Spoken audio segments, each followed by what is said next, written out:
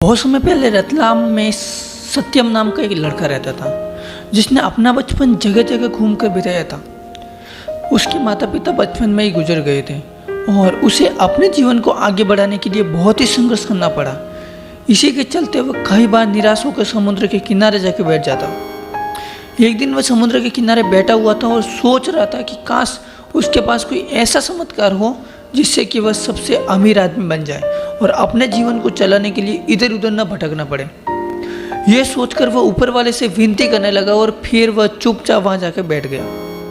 कुछ देर बाद समुद्र की लहरों में से एक सुंदर सा कांच का बोतल उसके पास आ गिरा। उस बोतल पर एक ढक्कन लगा हुआ था और उसके अंदर एक कागज था जिस पे कुछ लिखा हुआ था। सत्यम ने बोतल का ढक्कन खोला। जैसे ही उसने ढक्कन खोला उसके अंदर से एक जीन बाहर आया। सत्यम रेत पर गिर गया क्योंकि वह डर गया था। तभी उस जीन ने कहा, क्या हुक्म है मेरे आका? मैं आज से आपका गुलाम हूँ। मैं आपका तब तक गुलाम रहूंगा जब तक मैं आपकी 3 ख्वाहिशें पूरी नहीं कर देता। मैं आपकी 3 ख्वाहिशें पूरी कर सकता हूँ। जीन की बातों को सुनकर सत्यम समझ चुका था कि उसे एक ऐसी चीज मिली है जो उसकी ख्वाहिशों को पूरा कर सकती है। उसने जीन से कहा, अच्छा तुम मेरी ख्वाहिशों को पूरा कर सकते हो? जी हाँ, लेकिन आपकी सिर्फ 3 ख्वाहिशें पूरे कर सकता हूँ, ऐसा जीन ने कहा। सत्यम ने अपना पहला ख्वाहिश मांगा, अच्छा मैं तो सबसे पहले ये चाहता हूँ कि तुम मेरे लिए एक ऐसा घर बनाओ जो दुनिया में सबसे बेहतरीन हो, जिसे देख के हर कोई इंसान आंखें फटी की फटी रह जाए। इसके बाद वह जीन गोल गोल घूमने लगा। देखने में ऐसा लग रहा था कि कोई बवंडर आ गया हो और वह सत्यम को लेकर दूसरी जगह पहुंच गया। रुककर जीन ने सत्यम से पूछा, क्या ये जगह आपके घर के लिए सही है? जीन सत्यम को ऐसी जगह ले गया था जो उसके घर के लिए बहुत ही बेहतरीन थी। उस जगह को देखकर सत्यम ने जीन से कहा, यह जगह बहुत ही अच्छी है, तुम यहाँ मेरा घर बना सकते हो। सत्यम के ऐसा कहते ही उस जगह पर जबरदस्त बिजली कड़कने लगी और देखते ही देखते वहां एक घर बनने लगा। कुछ देर बाद सत्यम का घर पूरी तरह से तैयार था। ऐसे हो जाने के बाद जीन ने सत्यम से कहा, मेरे आका, आपकी एक दूसरी ख्वाहिश भी पूरी हो चुकी है। अब आपके 2 ख्वाहिशें बाकी है।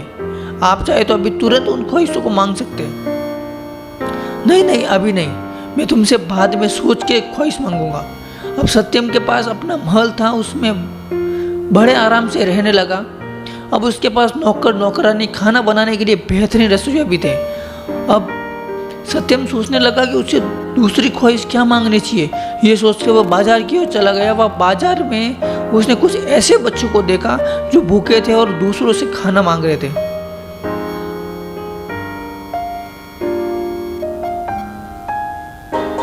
उन बच्चों को देखकर सत्यम को अपनी बात याद आ गई। एक समय गरीबी में उसे भी इसी तरह रहना पड़ता था, इसलिए वह उनको देख के उदास हो गया।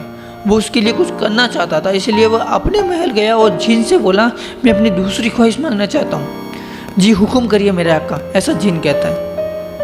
सत्यम ने अपना दूसरा ख्वाहिश मांगा, मैं चाहता हूँ कि आज से कोई भी बच्चा भूखा न रहे, उन्हें कभी भी खाने के लिए दूसरों से कुछ मांगना न पड़े। जीन ने सत्यम की ख्वाहिश सुनी और उसने उसे पूरा कर दिया। सत्यम की ख्वाहिश को पूरा करने के बाद जीन उससे कहा कि मेरे आका, आपकी 2 ख्वाहिशें पूरी हो चुकी है।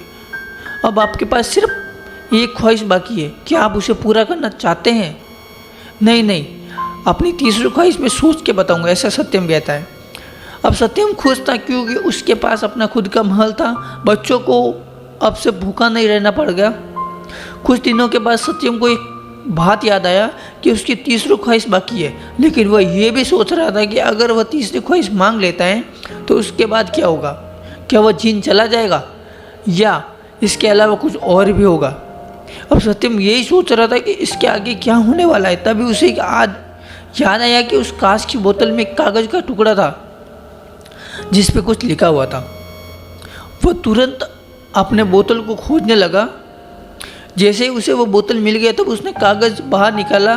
उसे उस कागज में लिखा हुआ था कि कोई भी व्यक्ति इस जीन से 3 ख्वाहिशें मांग सकता है, लेकिन 3 ख्वाहिश पूरी हो जाने के बाद उस व्यक्ति को सारी जिंदगी इस बोतल में कैद होकर रहना पड़ेगा। इसके बाद वह जीन आज़ाद हो जाएगा।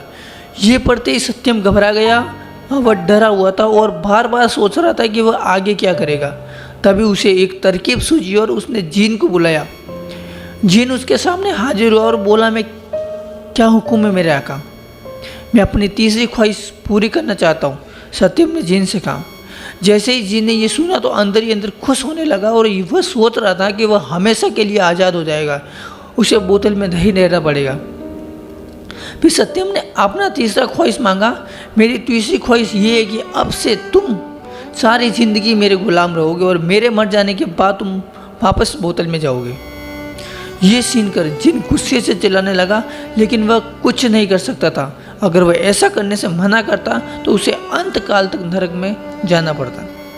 यह कहानी छोटी सी है, लेकिन सीख बहुत ही बड़ी देती है। इंसान को अपनी परेशानी को याद न रखे, उसे धैर्य से और बुद्धि से उसका सामना करना चाहिए।